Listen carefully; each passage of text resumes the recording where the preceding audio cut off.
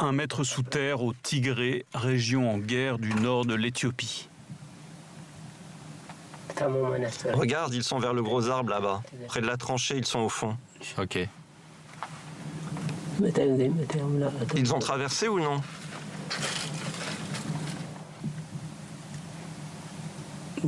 Ceux qui ont les mitraillettes sont en train de bouger. Quoi, ils arrivent? Encerclés, les Tigréens continuent à se défendre.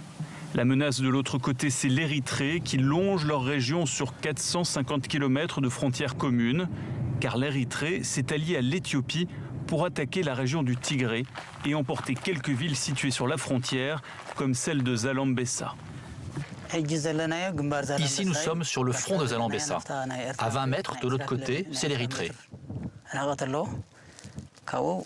Et là-bas, c'est la ville de Zalambessa. Zalambessa est sous le contrôle de l'armée érythréenne. Ils ont attaqué le 3 novembre 2020, ils occupent toute la zone et ne sont plus jamais repartis. Ils ont construit une forteresse et ils ont posé des mines dans toute la zone qui est devant. Donc tout ce qui est à droite, il y a des soldats érythréens. Mais en fait, cet endroit nous appartient. 27 ans durant, l'élite politique tigréenne a régné sur l'Éthiopie avant de céder le pouvoir et d'entrer en conflit politique avec le nouveau Premier ministre Abiy Ahmed. En faisant la paix avec l'Érythrée, ce dernier a gagné le prix Nobel et un nouvel allié contre l'ancien pouvoir tigréen. Face aux nombreux crimes de guerre qui ont émaillé les combats, Hélène, 19 ans, s'est engagée dans l'armée régionale. Une souffrance terrible a été imposée aux Tigrés et aux femmes tigréennes. Le Tigré a souffert. Même nos mères n'ont pas été épargnées.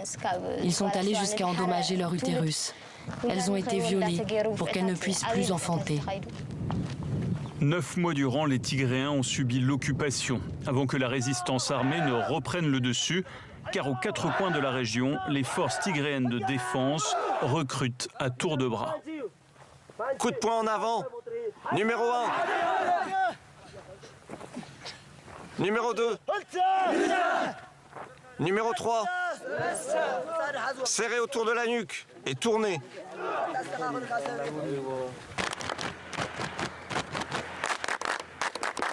Ayalom, notre héros. Soyez un jour un héros comme Ayalom. Amen. La très forte mobilisation a permis au Tigré de regagner son territoire.